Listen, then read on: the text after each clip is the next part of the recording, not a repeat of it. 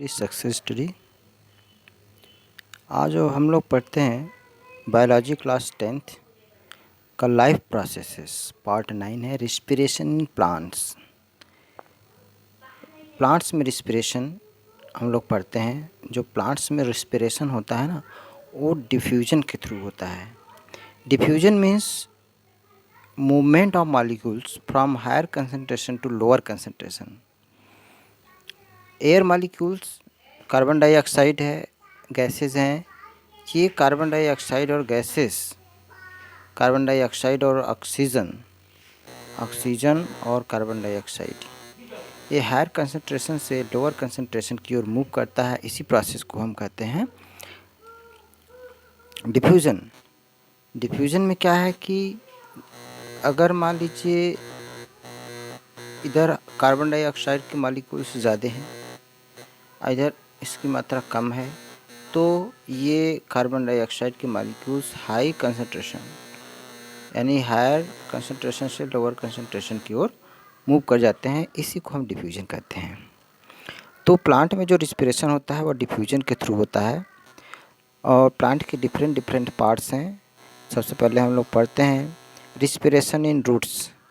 Roots में कैसे respiration होता है। हम लोग जानते हैं कि जो रूट्स होते हैं वो सॉइल पार्टिकल्स के बीच होते हैं।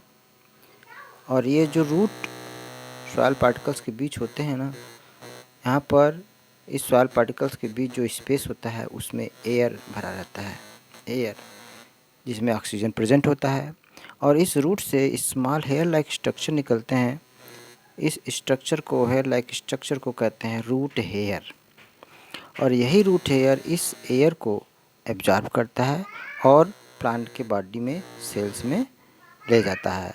और वहीं पर कार्बन डाइऑक्साइड बनता है जो वो फिर इसी रूट हेयर से बाहर निकल जाता है।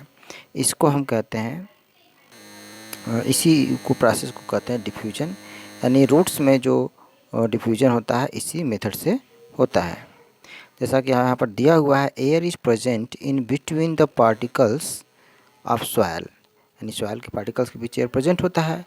Root of the plant take oxygen, जो रूट्स होते हैं प्लांट्स के ऑक्सीजन लेते हैं from the present between the soil particles. Soil particles के बीच जो एयर है उसी का एयर लेते हैं डिफ्यूजन के थ्रू।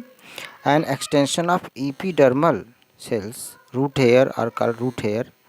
जो रूट्स, ये जो रूट्स हैं, आगे जो एक्सटेंशन होगा इसका, ये रूट हेयर कहे जाते हैं।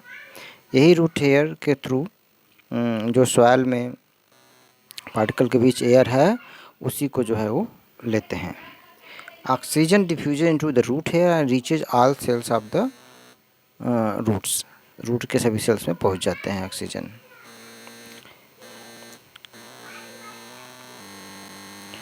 यही कभी कभी हम लोगों ने देखा है कि जब कभी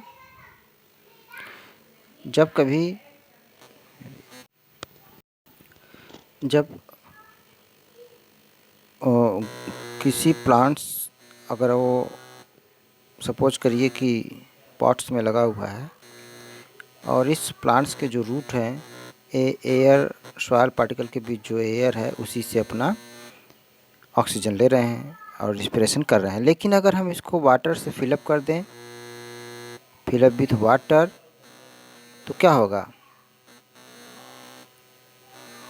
अगर हम वाटर से फिलअप करते हैं तो जो एयर है एक्सपेल आउट होगा, ऑक्सीजन बाहर निकल जाएगी, जिससे रूट को ऑक्सीजन नहीं मिल पाएगा। जब ऑक्सीजन नहीं मिल पाएगा तो ब्रीथिंग नहीं कर पाएंगे और प्लांट्स डेड हो जाएंगे। या हम ये कह सकते हैं कि ऑक्सीजन नहीं मिलेगा तो एरोबिक रिस्पिरेशन नहीं करेगा, और एरोबिक रिस्पिरेशन नहीं करेगा तो एनारोबिक रिस्पिरेशन करेगा। एनारोबिक, ऑक्सीजन के एब्सेंस में एनारोबिक रिस्पिरेशन करेगा तो वह बनाता है एल्कोहल, और यही एल्कोहल जो प्लांट्स को किल कर देगा, किल द प्लांट्स। इस तरह से रूट में जो कि रूट ब्रीथिंग करते हैं। देखिए यहाँ पर वाटर लॉक्ड हो जा रहा है, अगर यानी वाटर इकट्ठा हो जा रहा है तो प्लांट एयर बाहर निकल जाएगा और जो है कि रूट ब्रीथिंग नहीं कर पाएंगे। ठीक है, अब नेक्स्ट चलते हैं स्टेम किस तरह से, प्लांट के स्टेम किस तरह से ब्रीथिंग करते हैं। देखिए यहाँ पर दिया हुआ है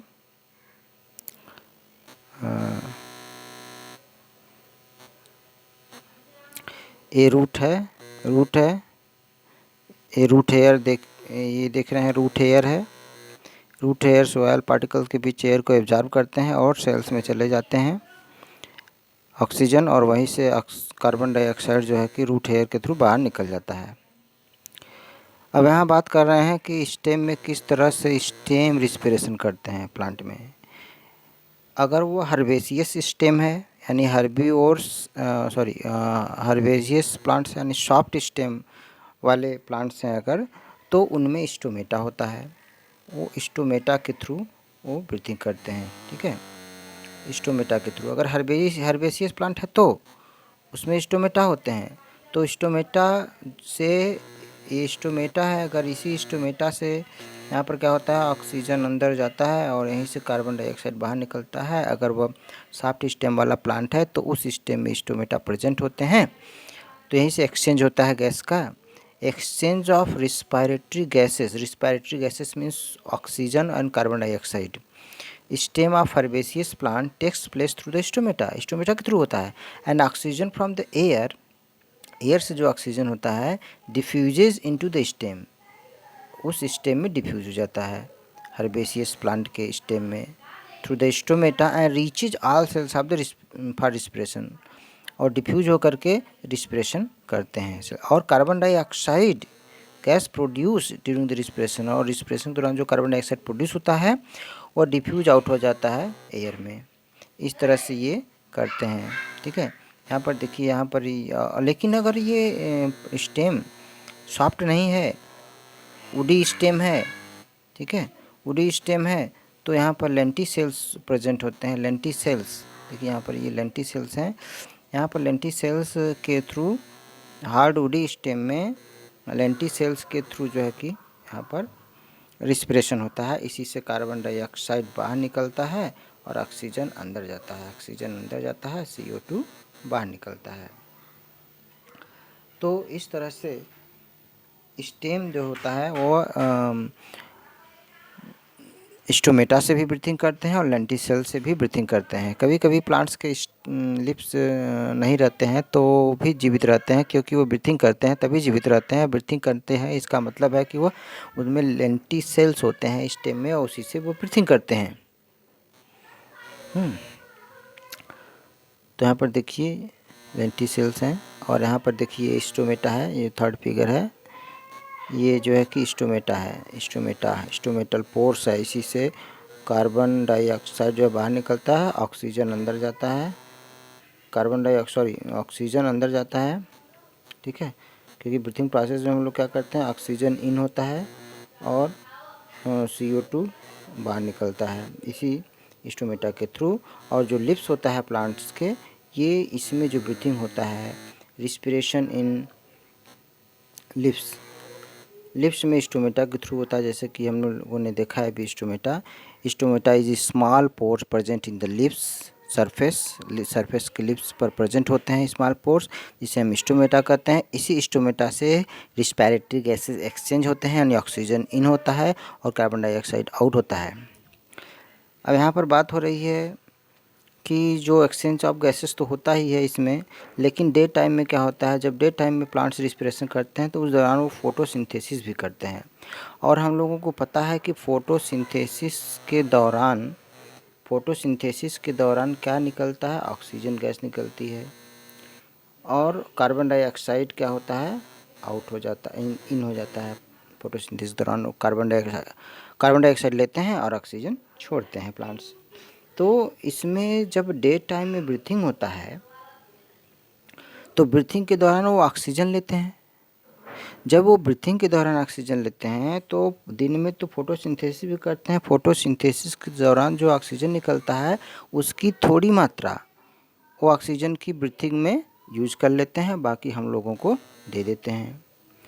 और कार्बन डाइऑक्साइड जो है कि पूरी तरह से क्या होता है कि एब्जॉर्ब कर लेते हैं फोटोसिंथेसिस में, यानी फूड बनाने में कार्बन डाइऑक्साइड का यूज कर लेते हैं। यानी दिन में जो रिस्पिरेशन करते हैं उसके दौरान जो ऑक्सीजन निकलती है उसकी थोड़ी मात्रा वो यूज करते हैं रिस्पिरेशन के लिए। बाकी जो कार्बन डाइऑक्साइड निकलती है वो फोटोसिंथेसिस में यूज हो जाती है दिन में, क्योंकि वो दिन में फोटोसिंथेसिस करते हैं। अब क्या होता है कि जब शाम हो गई है तो सनलाइट मिलेगा नहीं, और सनलाइट नहीं मिलेगा तो फोटोसिंथेसिस नहीं करेंगे। जब फोटोसिंथेसिस नहीं करेंगे तो वो जो है कि जो ब्रीथिंग करेंगे उस ब्रीथिंग के दौरान ऑक्सीजन तो लेंगे लेकिन और कार्बन डाइऑक्साइड निकालेंगे। अब फोटोसिंथेसिस तो होगा नहीं कि रात को जो है निकला हुआ कार्बन डाइऑक्साइड का यूज कर लें। इसलिए क्या होता है कि gas exchange in the lips during the day, oxygen क्या होता है डिफ्यूजेज आउट। डे में क्या होता है ऑक्सीजन बाहर निकलती है और कार्बन डाइऑक्साइड अंदर जाती है, क्योंकि उस समय फोटोसिंथेसिस करते हैं और रात में केवल रिस्पिरेशन करते हैं। इसलिए रात के समय ऑक्सीजन रिस्पिरेशन करेंगे तो ऑक्सीजन अंदर जाएगा, oxygen diffuses in and carbon dioxide diffuses out, और कार्बन डाइऑक्साइड बाहर निकलेगा। ये तो रहा प्लांट्स में। एक तरह से हम शॉर्ट में देखें तो रूट में, रूट हेयर्स में सेल्स होते हैं, रूट हेयर के सेल्स, और वो जो है कि सॉइल पार्टिकल के बीच जो एयर प्रेजेंट होता है यानी ऑक्सीजन होता है उसका यूज़ करते हैं डिफ्यूजन के थ्रू, इसमें रूट में रिस्पिरेशन करते हैं। और स्टेम की बात करें तो अगर सॉफ्ट स्टेम है तो उसमें स्टोमेटा के थ्रू करते हैं, और हार्ड स्टेम है तो उसमें लेंटिसेल्स होते हैं, लेंटिसेल्स के थ्रू करते हैं। लिप्स की बात करें तो ये जो है कि स्टोमेटा उसमें प्रेजेंट होते हैं और स्टोमेटा के थ्रू अपना ब्रीथिंग करते हैं। तो नेक्स्ट टाइम हम लोग रिस्पिरेशन इन एनिमल्स पढ़ेंगे। Okay, thank you for watching.